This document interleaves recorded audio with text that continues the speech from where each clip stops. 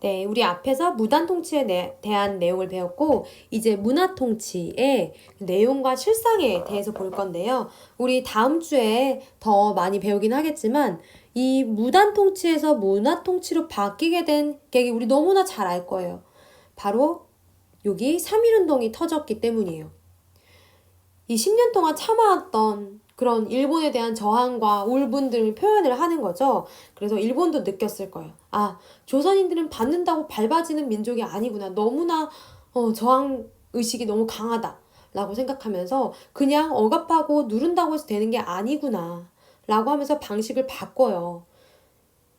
이름은 되게 좋아 보여요. 문화 통치. 뭔가 되게 문화적으로 통치를 했을 것 같은데 사실은 이 안에 속내는 다른 거죠. 그러니까 이거는 민족을 분열시키고 친일파를 육성을 하면서 민족운동을 못하게 하도록 교묘한 아주 수법이라고 할 수가 있습니다. 그래서 이 문화통치와 관련이 돼서 하나의 사료를 보여줄게요. 이런 얘기가 있어요. 조선 총독이 대책 내세운 거예요. 핵심적인 친일 인물을 골라서 침투시켰다. 친일단체 조직하게 하자. 그리고 종교단체 지도자의 친일파 안치자.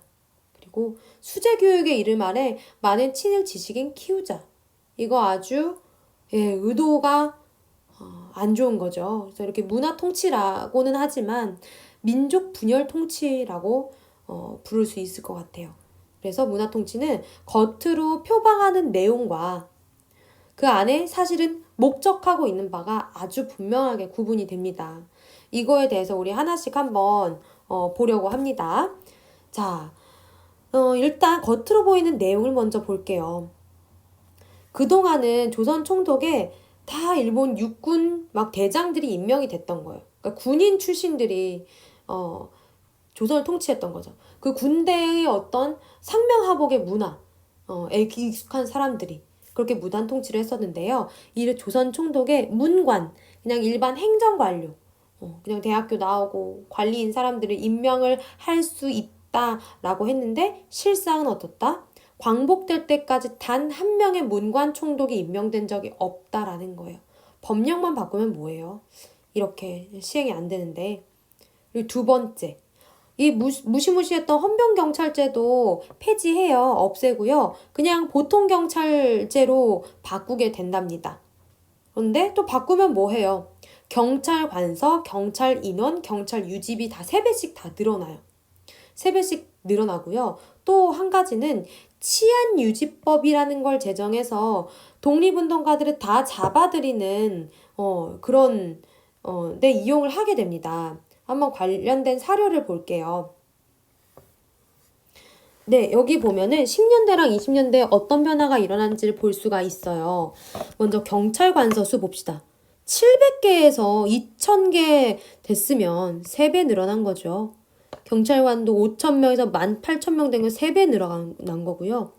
경찰 예산도 800만 원에서 2,400만 원이면 진짜 정확히 어떻게 맞춘 것처럼 3배씩 그냥 물량 공세를 나가는 거예요. 예를 들면 하객동의 경찰서 무단 통치 때는 1개였는데 문화 통치 때는 3개가 되는 거예요. 그래서 이렇게 3배씩 늘어나기도 했고요. 그 다음 치안유지법도 좀 다음 사료에서 보면요. 이런 내용이에요. 치안유지법은. 국채를 변혁할 목적으로 어떤 활동을 하거나 이거 국채라는 건 국가체제를 이야기해요. 그러니까 일본 천황제에 대해서 막 부정하려고 한다거나 아니면 사유재산 제도를 부인하는 걸 목적으로 뭔가를 하는 자들 다 잡아들이는 거예요. 왜 사유재산 제도냐면 이거 사회주의 사상을 차단한다. 뭐 이런 목적에서 사회주의에서는 개인재산, 사유재산 제도보다는 다 국가 소유로 만들고 싶어 하니까. 근데 그때 독립운동가 중에는 이런 사회주의를 공부한 사람들이 많았기 때문에 그런 독립운동가들을 다 치안유지법 위반으로 막 얽어매고 막 괜히 아닌데도 막 적용하고 그래서 이렇게 많이 잡아들이게 됩니다. 그래서 20년대 이것도 실상은 또 이러하였다라는 걸 볼 수가 있습니다. 그리고 또 조선인들을 지방자치에 참여시키고 있다라는 거를 또 대외적으로 이렇게 보여주기 위해서 뭐 도평의회, 부면협의회 이런 뭐 지방자치 느낌이 나는 이런 것들을 많이 만들었어요. 근데 어떤 결정권이 없는 그냥 자문기관, 뭐 이것도 친일파들만 참여했던 그런 기관이라고 볼 수가 있겠죠.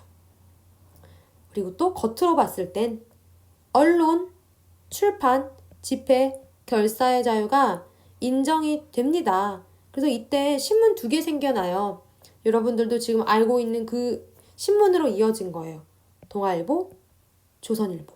진짜 오래되긴 했죠. 그런데 왜 이렇게 조금씩 허용해주고 신문도 만들게 해주냐면 아주 의도가 교묘해요. 신문 만들면 분명히 어떤 조직이 있고 어떤 활동을 하고 그게 다 보이거든요.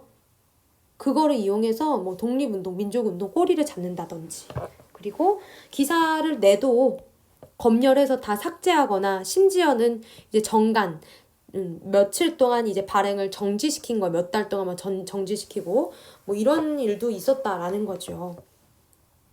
그리고 또 교육에서도 2차 조선교육령이라고 해서 이제 조금 뭔가 수업 연한도 늘려주고 이제 중학교도 만들 수 있게 해주고 그때는 고등보통학교라고 했는데 이렇게 증설을 하기는 하지만 그래도 여전히 우리나라 사람들의 취학률은 높지도 않았고 이제 교육받으려면 돈도 많이 냈어야 됐었고 어려움이 있었던 그런 시기라고 할 수가 있습니다.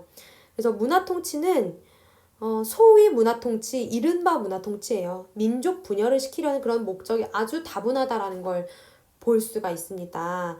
네, 이렇게 무단통치와 문화통치 일부분까지 봤는데요. 이제 다음 시간에는 문화통치에 이루어졌던 경제 수탈과 이제 마지막 통치 방식, 민족 말살 통치까지 이어서 보도록 할 거예요. 여러분들 이게 수업 듣다가 질문 있으면 언제든지 질문해 주고요. 선생님이 또 경복궁의 눈물이라는 영상을 또 첨부를 할 거고 구글 클래스룸에 질문도 올려놓을 테니까 수업을 잘 듣고 답변해 주시길 바래요.